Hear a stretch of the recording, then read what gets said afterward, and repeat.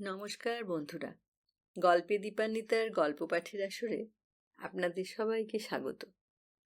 আজ আমি আপনাদের শোনাব গজেন্দ্র কুমার মিত্রের লেখা একটি ছোট গল্প।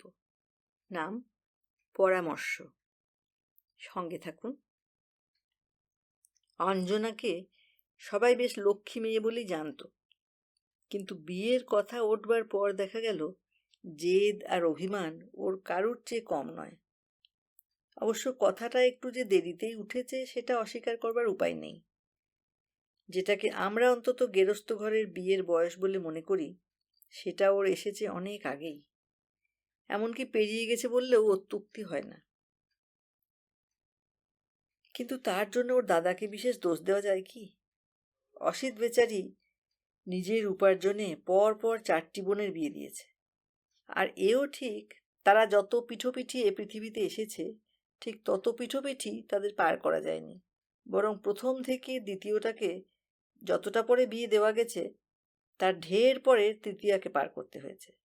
কারণ বিবাহ তো শুধু বিবাহ নয়, সারা বছর ধরে তত্ত্ব আছে, বোনেদের বাড়ি আনা আছে, তারপরই আছে ভাগ্নে ভাগ্নিদের অন্নপ্রাশন। এর কোনোটাই ত্রুটি হওয়ার জো নেই। তাহলে শ্বশুরবাড়িতে তাদের মুখ দেখাবার উপায় থাকে না যে। সুতরাং 4 নম্বরের দেনা শোধ হতে হতে পঞ্চমীর বয়স যে একটু বেশিই বেড়ে যাবে, এটা খুবই স্বাভাবিক। পয়সাটা নিজে হাতে উপার্জন না করুক, দীর্ঘদিন ধরে নিজে হাতেই খরচ করছে অঞ্জনা। সুতরাং সেও হয়তো স্বীকার করবে যে এটা অস্বাভাবিক নয়। তাই বলে সত্যিই তো আর বাড়িতে কেউ অঞ্জনাকে অবহেলা করে না। দাদা অসিত তো রীতিমতো ভালোই বাসে। ওর পয়সা কড়ি, সংসারের হিসাব সবই এই বোনটির হাতে। যখন তখন ধমক দেয় অঞ্জনা দাদাকে, সকলের সামনেই। তাও সে নির্বিবাদে হজম করে। ফলে অঞ্জনার কেমন একটা বিশ্বাস হয়ে গেছে যে সকলকার ওপরই ধমক দেবার একটা স্বাভাবিক অধিকার ওর আছে। সে ভয় করে না প্রায় কাউকেই। কথা বলে সর্বদা চেঁচিয়ে, খড়খড় করে ওঠে সকলকার উপর, এবং কেউ তার কর্তৃত্বে হস্তক্ষেপ করতে গেলেই যুদ্ধং দেহি বলে কোমর বাঁধে। তবুও মোটের উপর হাসি খুশি মেয়েই ছিল অঞ্জনা। অসিত তো বটেই, পাড়া প্রতিবেশী, অসিতের বন্ধু বান্ধব, আত্মীয় স্বজনরা সকলেই ওকে স্নেহের চোখে দেখত। কিন্তু ওর প্রকৃতির মধ্যে এমন একটা কি ছিল যাতে তরুণরাও ওকে স্নেহই করত। সে স্নেহ ভালোবাসার স্তরে উঠতে পারত না। দায়ে অদায়ে অনেকের বাড়ি গিয়ে অনেক কন্যাই তাকে করতে হয়েছে, কিন্তু কোথাও কোনো যোগাযোগ ঘটেনি। বোনদের বাড়িও তাদের বা বোন প্রবঞ্চীদের অসুখ উপলক্ষে অনেকবার গিয়ে থেকেছে, কিন্তু এমনই ওর ভাগ্য, সেরকম উপযুক্ত দেওর ওর দিদিদের কারুরই নেই। অর্থাৎ আজ পর্যন্ত সহজে বিয়ে হয়ে যাবার কোনো সুযোগ সুবিধাই ওর আসেনি। অবশ্য ওর ভাবভঙ্গিতেও এতকাল এমন কোনো অধীরতা প্রকাশ পায়নি যাতে ওর দাদা ওর বিবাহ সম্বন্ধে সচেতন হতে পারে। তবু একদিন তো সচেতন হতেই হয়। 4টি বিবাহের ক্লান্তি দূর করে আবারও সেই সব পুরাতন পদ্ধতিতে পাত্রের খোঁজ করা, ঘটক ঘটকি নিয়োগ, বিবাহ কোম্পানিতে নাম লেখানো প্রভৃতি শুরু করতে হয়। কিন্তু শেষ পর্যন্ত যখন মেয়ে দেখাবার কথা ওঠে, তখন দেখা যায় যে অঞ্জনার বাইরেটা যতই নিষ্পৃহ নিরাসক্ত হোক, অন্তরে অন্তরে দাদার এই অমনোযোগকে সে অবহেলা বলেই ধরে নিয়েছে। আর তার জন্য অভিমানও বড় কম জমেনি তার অন্তরে। সে কথাটা ওঠা মাত্র বলে উঠল, তোমরা কি পাগল মা? এই বুড়ো বয়সে গিয়ে কোণে দেখা দিতে বসবো? গলায় ধরি। মা তো অবাক। তাঁর আমলে এসব কথা কারুর মাথাতেই যেত না। অবশ্য তিনি মনে মনে একথাও মানেন যে তাঁর আমলে এতদিন আইবুড়ো থাকাও সম্ভব হতো না। তিনি গালে হাত দিয়ে বলেন, ও কি রে, মেয়ে না দেখলে তারা পছন্দ করবে কি করে? দরকার কি? তাদের তো আর সাধতে যাচ্ছি না পছন্দ করবার জন্য। মা এবার রেগে ওঠেন, নে নে, ন্যাকামো করতে হবে না। আমাদের দেশে মেয়ে হয়ে জন্মেছিস যখন, তখন কোণে দেখা দিতেই হবে, নইলে বিয়ে হবে কেমন করে? বয়সের তো আর ওধারে গাছ পাথর নেই। বয়সের গাছ পাথর নেই বলেই তো বলছি, এই বয়সে গিয়ে কোণে দেখা দিতে পারবো না। বিয়ে দেবার সত্যিকারের ইচ্ছে থাকলে অনেকদিন আগেই বয়সের হিসেবটা করতে। মা নানা যুক্তি দিয়ে বোঝাবার চেষ্টা করেন। ইচ্ছে করে তো আর তারা চুপ করেছিলেন না। 4 মেয়ে পার করেছেন। রোজগার বলতে তো অসিতের একার। সেই যা করলে একার রোজগারে, তা আর কোথাও কেউ পেরেছে? এর ওপরে যদি অঞ্জনা অবুঝ হয় তো। কিন্তু মার এসব যুক্তিতে কোনো ফল হয় না। আরও বাঁকা কথা বলে অঞ্জনা। কেন মা, সংসারে ঝিয়ের মতো খেটে তো দুটো খাচ্ছি, তাতেও কি তোমাদের লোকসান যাচ্ছে? ভাবনা তো দাদার বিয়ের জন্য। দাদার বিয়ে তোমরা দাও না, আমি কথা দিচ্ছি কোনোদিন ঝগড়া করবো না বউয়ের সঙ্গে। যদি কোনোদিন না বনে তো নিজেই নিজের পথ দেখতে পারবো, ইত্যাদি। অবশেষে অসিতকেই কর্মক্ষেত্রে অবতীর্ণ হতে হয়।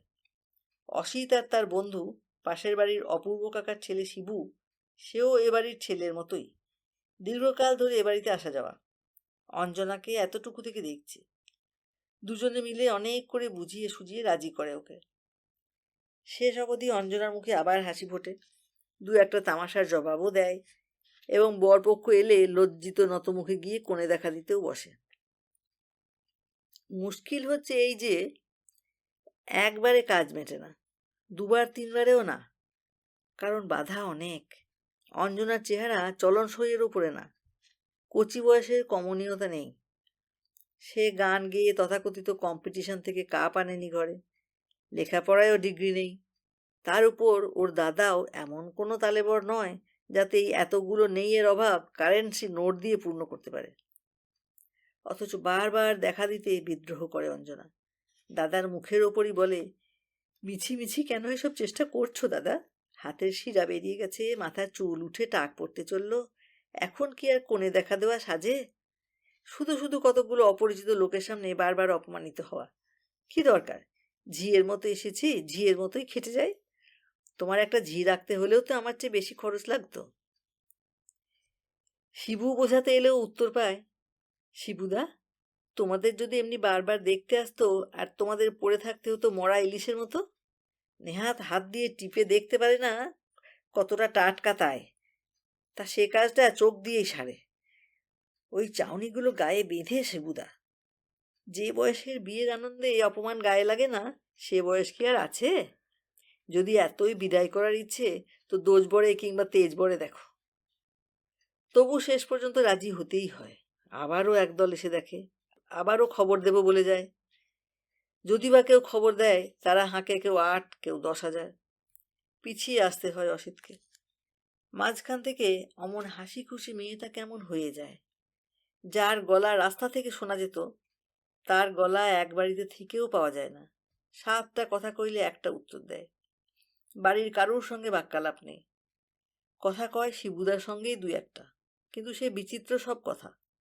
কোনোদিন বলে, আচ্ছা শিবুদা, কতটা আপিং খেলে মানুষ মরে? কোনোদিন বা প্রশ্ন হয়, শিবুদা, আজকাল আপিংয়ের রেশন কার্ড হয়েছে না, খুচরো মোটে পাওয়া যায় না? কিংবা মা, কি দিয়ে যেন আপিংগুলো খেলে পাম্প করতে পারে না? মা ধমক দেন, শিবুদা ধমক দেয়। উপন্যাসের নায়িকার মতো ম্লান হাসে অঞ্জনা। একদিন মিরাট থেকে ওর বড় ভগ্নিপতি এসে হাজির হলেন। কি একটা অফিসের কাজে এসেছিলেন, দিন ২ মাত্র থাকবেন। ভদ্রলোকের মাথা ধরার ব্যামো।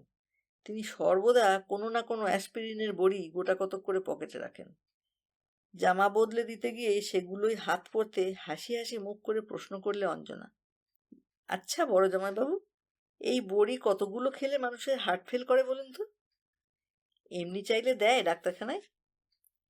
তার ফলে ওর ভগ্নিপতি ভদ্রলোক তাড়াতাড়ি বড়িগুলো নিয়ে নর্দমায় ফেলে দিয়ে সারা সন্ধ্যেটা মাথা ধরা যন্ত্রণায় ছটফট করলেন। শিবু এবং অসিত আসতে বললেন, এসব কি কাণ্ড ভাই, তোমরা কি করছো?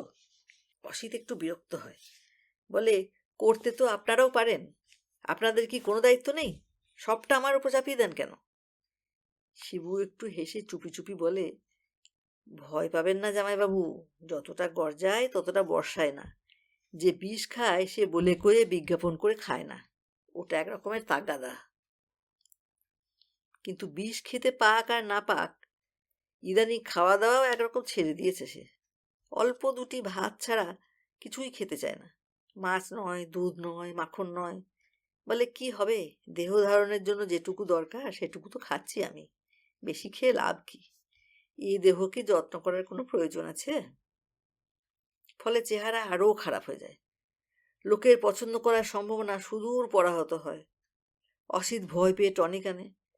সে টনিক অঞ্জনা মাকে দেখিয়ে দেখিয়েই নর্দমায় ফেলে দেয়। বলে আত্মহত্যা পাপ, তাই সেটা করব না।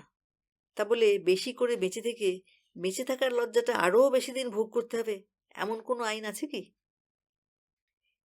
এই যখন অবস্থা, বাড়িসুদ্ধ লোক বিচলিত, উদ্বিগ্ন, তখন হঠাৎ একটু আশার আলো দেখা দেয়।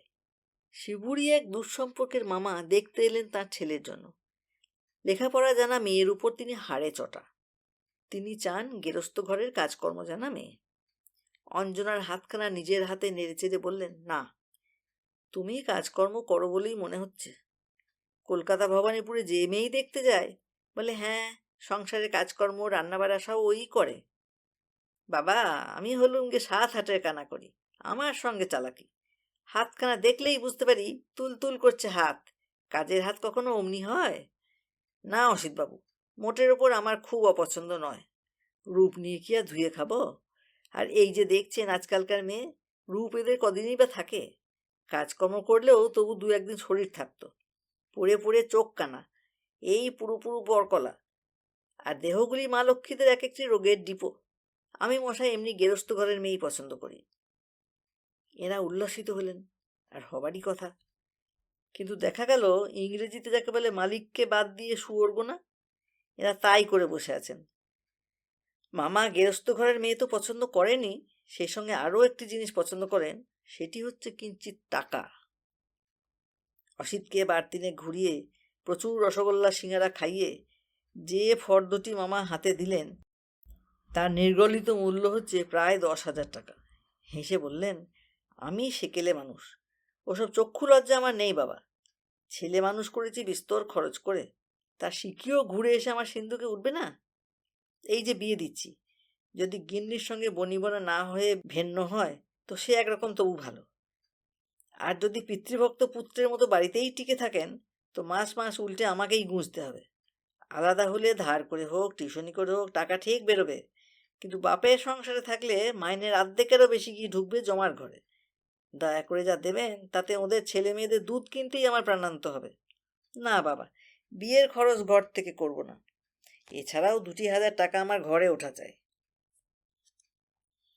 বলা বাহুল্য, অসিত মাথায় হাত দিয়ে পড়ল। তার সঙ্গতি ধার দেনা করেও 1,000 টাকার বেশি নয়। আরও বড়জোর 1,000 খানেক টাকা সে ধার করতে পারে, তাও ভয়াবহ রকমের চড়া সুদ দিতে হবে তার জন্য। কিন্তু তবুও তো অর্ধেকের বেশি হয় না। পারিবারিক কমিটি বসলো, কিন্তু সকলেরই মুখ শুকনো। মা খালি নিঃশব্দে চোখের জল ফেলেন। অবশেষে শিবু বলে, বাবাকে দিয়ে একটু বলাতে পারলে হতো। কিন্তু বাবা কি বলবেন? ও 2,000 টাকা বাবার কাছেই দেনা করেছেন মামা, সেই দেনা শোধ করবার জন্যই চাইছেন। বাধ্যবাধকতা আছে খানিকটা। মজ্জমান ব্যক্তি তৃণকে অবলম্বন করে, তাই এ তো একটা গোটা মানুষ। মা সাগ্রহে বললেন, তাই তুই একবার বলে দেখ না খোকা, না হয় আজ সন্ধেবেলা একবার ঠাকুরপুকে আসতে বল না, আমিই বলে দেখি। অসিত যথারীতি মার অনুরোধ জানিয়ে এলো। অপূর্ববাবুও ছুটির পর বাড়ি না ঢুকে সোজা এ বাড়িতে এলেন। আমাকে ডেকে পাঠিয়েছেন বউ ঠাকরুন?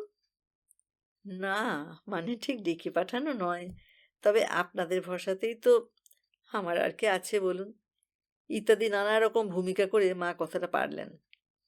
কিন্তু সব শুনে গম্ভীরভাবে মাথা নাড়লেন অপূর্ববাবু। মাফ করবেন বৌঠান, এর চেয়ে আকাশ থেকে চাঁদ পেরে আনতে বললেও না হয় চেষ্টা করে দেখতুম।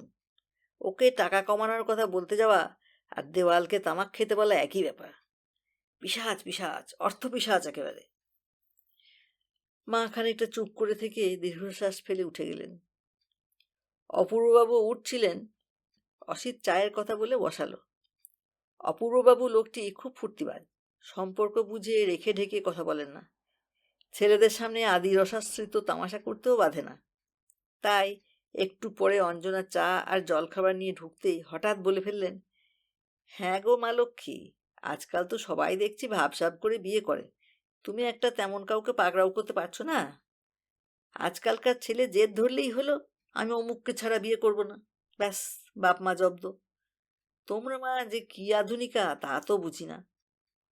অপমানে ও লজ্জায় অঞ্জনার চোখ মুখ আগুনের মতো রাঙা হয়ে উঠল, কিন্তু সে কোনো কথা বললে না, বরং হেঁট হয়ে প্রণাম করে বললে, এবার থেকে আপনার পরামর্শ মতোই কাজ করবার চেষ্টা করবো কাকাবাবু।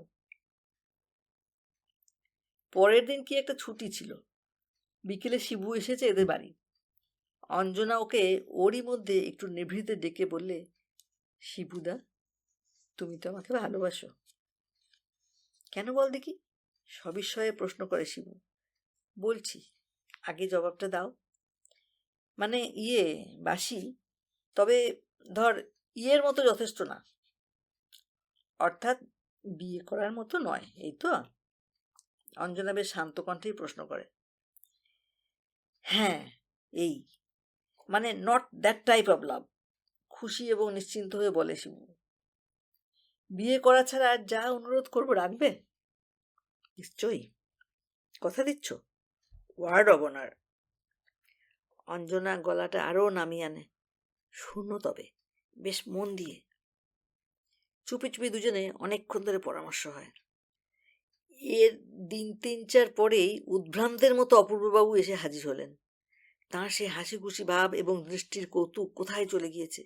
তার জায়গায় এখন ললাটে ভ্রুকুটি এবং নয়নে বোধ করি বহ্নি। ওকে ওভাবে আসতে দেখে অসিত অবাক। কি ব্যাপার কাকাবাবু? কারোর অসুখ বিসুখ কি ব্যাপার তা কি আর বুঝছো না? নাকি ন্যাকা না সাজলে মজা দেখাটা কমপ্লিট হয় না?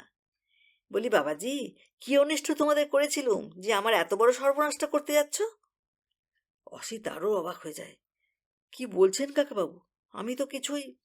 মুখ ভেঙচে অপূর্ববাবু বলেন, কি বলছেন কাকাবাবু? আমি তো ভাজা মাছটি উল্টে খেতেও জানো না। বিশ্বাস করে ছেলেটাকে ছেড়ে দিয়েছিলাম তোমাদের বাড়ি, তারই বুঝে এই প্রতিদান তোমরা দিলে? অসিত হাত জোর করে ব্যাকুলভাবে বললে, আমি সত্যিই বলছি কাকাবাবু, যে দিব্যি করতে বলবেন করব, আমি কিছুই বুঝতে পারছি না। এইবার অপূর্ববাবু একটু প্রকৃতিস্থ হলেন। ধপাস করে একটা চেয়ারে বসে পড়ে বললেন, কি আর বুঝবে বাবা, ওই যে আমার জ্যেষ্ঠ পুত্রটি সজ্ঞে বাতি দেবেন আমার। পুত্ররত্ন কাল গিয়ে তার গর্ভধারিণীকে বলেছেন, তোমার বোনকে ছাড়া আর কাউকে বিয়ে করবেন না। শুধু তাই নয়, বিয়ে যদি না দিই তো তিনি নিজেই বিয়ে করে পৃথক হয়ে যাবেন। অসিত স্তম্ভিত।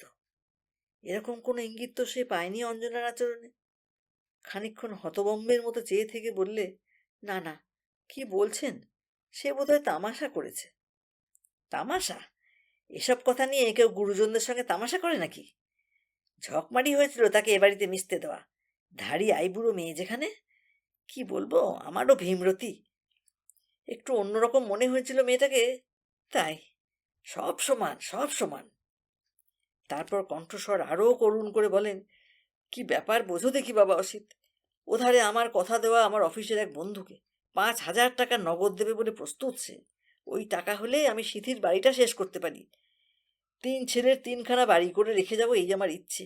নইলে এরপর মরবি তো তোরাই কাটাকাটি করে। বাড়ি কি আমি সঙ্গে নিয়ে যাব? তা দেখো দেখি বাবা দুর্বুদ্ধি। কিন্তু অসিত কিছু উত্তর দেবার আগেই অঞ্জনা ঢুকলো এক পেয়ালা চা নিয়ে। অপূর্ববাবু একেবারে নাটকীয় ভঙ্গিতে হাত জোর করে বললেন, দোহাই মা, এত বড় সর্বনাশটা আমার করিসনি, ছেলেটাকে ছেড়ে দে মা।